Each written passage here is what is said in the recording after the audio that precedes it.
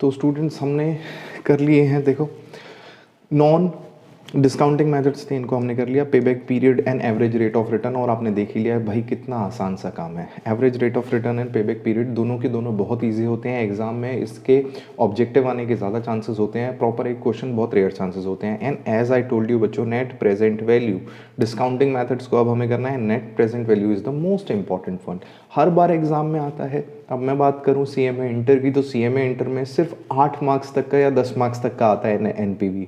यही एनपीवी और उससे रिलेटेड कॉन्सेप्ट जो कि कैपिटल बजटिंग के होते हैं, जब सीएमए फाइनल में आप स्ट्रैटेजिक फाइनेंशियल मैनेजमेंट पढ़ेंगे, वहाँ पे बच्चों ये टॉपिक 30 से 40 मार्क्स तक का है। सो बहुत इंपॉर्टेंट है, कॉन्सेप्चुअली बहुत बहुत इंपॉर्टेंट है आपके लिए, तो इसको बहुत अच्छे से आप करें, ठीक है। चलिए बच्चों, तो जैसा आपसे वादा किया था, डिस्काउंटिंग का मतलब मैंने आपको पहले नहीं बताया था जब हम नॉन डिस्काउंटिंग मेथड कर रहे थे, तो अब शुरू करता हूँ मैं आपके लिए डिस्काउंटिंग के मेथड्स, ठीक है। Not discounting a method, concept of discounting, कि भैया ये डिस्काउंटिंग होता क्या है। ओके बच्चों, एक होता है कंपाउंडिंग, कंपाउंडिंग का जस्ट ऑपोजिट डिस्काउंटिंग होता है। सो कंपाउंडिंग, आपने कंपाउंड इंटरेस्ट पढ़ा हुआ है ना बच्चों। सो कंपाउंड इंटरेस्ट जैसा होता है, कंपाउंड इंटरेस्ट में क्या करते हैं, हम आज पैसे लगाते हैं और पूछते हैं कि अगर भविष्य में हमें पैसा मिलेगा तो कितना मिलेगा, मतलब आज के पैसे की करंट जो अमाउंट कैश फ्लो आपके पास है, इसकी फ्यूचर में वैल्यू देखना, तो future value of current cash flow ये बोलते हैं। सो कंपाउंडिंग में हम क्या देखते हैं बच्चों, कंपाउंडिंग में हम देखते हैं फ्यूचर वैल्यू किस चीज़ की, ऑफ प्रेजेंट कैश फ्लो। वहीं इसका जस्ट ऑपोजिट होता है बच्चों डिस्काउंटिंग। डिस्काउंटिंग में हम क्या देखते हैं, डिस्काउंटिंग में हम देखते हैं present value of future cash flows. So this was future value of current cash flows and this is present value of future cash flows, ठीक है। अब सिंपल सा कॉन्सेप्ट है बच्चों की, जैसे जैसे समय आगे बढ़ता रहता है पैसों की वैल्यू कम होती रहती है। अब इस बात को जानने के लिए आप अपने चाचा चाची, दादा दादी, नाना नानी, किसी के भी पास जाएं, वो बताएंगे बेटा 8 आने पे जीवन जी लेते थे, सुखी से पूरा महीना काट जाता था, 8 आने में, 10 आने में, 1 रुपये में। आज उन्हें आप 100 रुपये भी दे के भेजोगे तो दिन भर में कुछ नहीं होने वाला, ठीक है। सो पावर ऑफ कंपाउंडिंग बच्चों, अच्छा ये थोड़ा सा अभी आपका इस कॉन्सेप्ट से कुछ अलग है, मैं कुछ अलग बात आपको बताना चाह रहा हूँ। पावर ऑफ कंपाउंडिंग, इसको समझो, कहीं ना कहीं आपको डिस्काउंटिंग का थोड़ा बहुत आइडिया आ जाएगा, और आइडिया नहीं भी आएगा तो प्रैक्टिकल लाइफ में जो चीज़ चलती है उससे रिलेटेड एक छोटा सा आपको ज्ञान दे देता हूँ मैं। पावर ऑफ कंपाउंडिंग, अच्छा यहाँ पे जितने भी बच्चे ये क्लास ले रहे होंगे, ऑनलाइन जो बच्चे ले रहे हैं, ऑफलाइन जो बच्चे ले रहे हैं, आप सारे के सारे जो बच्चे हैं कहीं ना कहीं कुछ ना कुछ अर्न करते हैं, ठीक है, लेकिन आप सेव कितना करते हैं। अच्छा हम में से काफ़ी सारे लोग जैसे मिडिल क्लास फैमिली से बिलोंग करते हैं, आप में से कोई भी व्यक्ति अगर करोड़ रुपए कमाना चाहता है, ही और she wants to be a millionaire, तो उसका एक ही तरीका होता है बच्चों, उसका एक तरीका होता है इन्वेस्टमेंट, और ऐसी जगह इन्वेस्ट करना जहाँ पे आपको पावर ऑफ कंपाउंडिंग मिले। पावर ऑफ कंपाउंडिंग मतलब होता है कंपाउंड इंटरेस्ट, और कंपाउंडिंग की पावर का जो कॉन्सेप्ट है बच्चों, यही फाइनेंशियल मैनेजमेंट का सबसे बेस कॉन्सेप्ट है, जिसको हम बोलते हैं वेल्थ मैक्सिमाइजेशन कॉन्सेप्ट।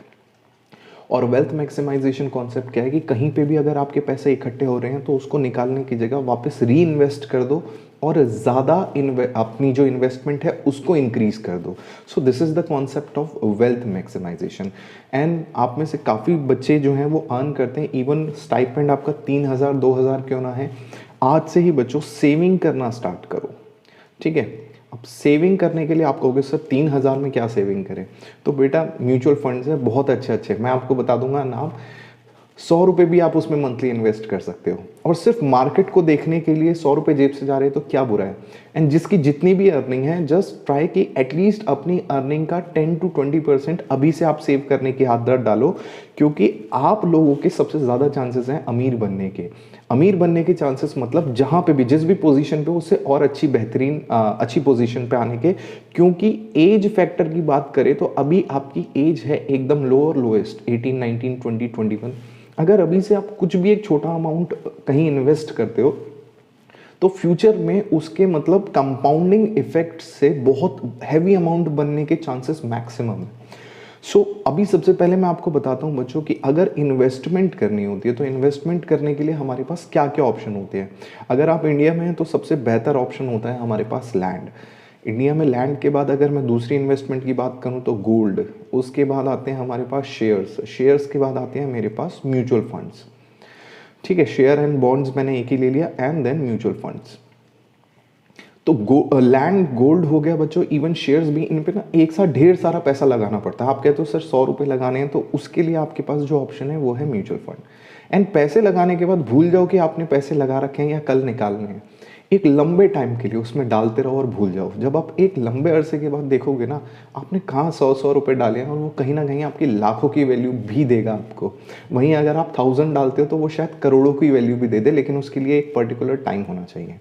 बट ये क्या होता है बच्चों, जब म्यूचुअल फंड में आप पैसे डालोगे, this is subject to market risk, कुछ मार्केट रिस्क होता है।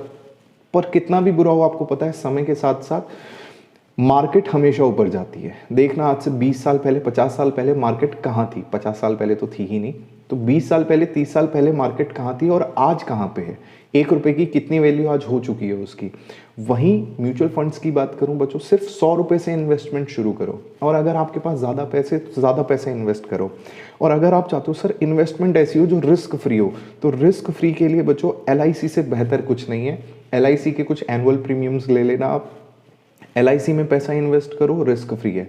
और आपकी जितनी एज कम होगी ना, प्रीमियम उतना कम होगा। और आपको पता नहीं है, LIC के ऐसे ऐसे प्रोडक्ट हैं जो कि कुछ सालों बाद आपको करोड़पति फॉर श्योर बना सकते हैं, लेकिन ऑफकोर्स उसका प्रीमियम ज़्यादा होता है। बट उस प्रीमियम को अगर आप तोड़ दो और कम एज पे अगर आप स्टार्ट करो तो आपको वो बर्डन नहीं लगेगा।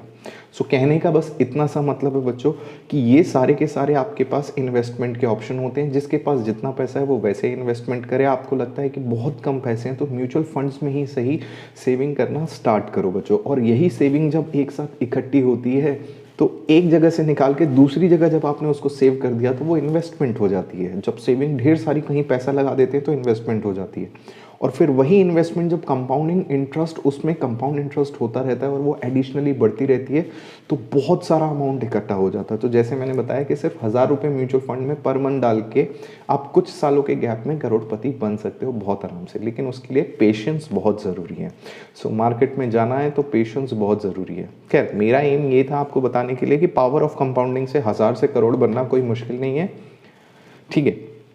सो दूसरी चीज़ जो बहुत इंपॉर्टेंट थी कि भाई सेविंग करना आप लोग शुरू करें, ठीक है। अभी देखो म्यूचुअल फंड, अब मेरे से काफ़ी सारे बच्चे कहते हैं सर हम म्यूचुअल फंड में इन्वेस्ट करना चाहते हैं, क्या करें? बहुत सारी ऐप्स हैं, एक ग्रो ऐप है, एक पेटीएम मनी ऐप, आप इन्हीं ऐप को डाउनलोड करो, अपना ये KYC करवाइए, उसमें ऑनलाइन KYC हो जाता है। KYC के बाद ढेर सारे म्यूचुअल फंड्स खुल जाएंगे, उसमें SIP सिस्टमैटिक इन्वेस्टमेंट प्लान ये आप शुरू कीजिए। 100 रुपीज़ से ये SIP शुरू हो जाती हैं। काफ़ी सारे ऐसे फंड्स हैं जो शायद मिनिमम 500 लेते हैं, बट काफ़ी सारे ऐसे भी हैं जो 100 लेते हैं। सो थोड़ा सा रिसर्च कीजिए और देखिए कि कहाँ पे लगाना ठीक होगा। वैसे 100 या 500 तक आप लगा रहे हो तो इसमें ज़्यादा सोचने की ज़रूरत नहीं है। ये आप थोड़ा सा गूगल करके यूट्यूब से देख सकते हैं। वहीं अगर आपको हर महीने हज़ारों में लाखों में पैसे लगाने हैं तो उसके लिए थोड़ा सा रिसर्च करना ज़्यादा बेहतर होता है। खैर चलिए बच्चों, तो अब हम बात करते हैं डिस्काउंटिंग की।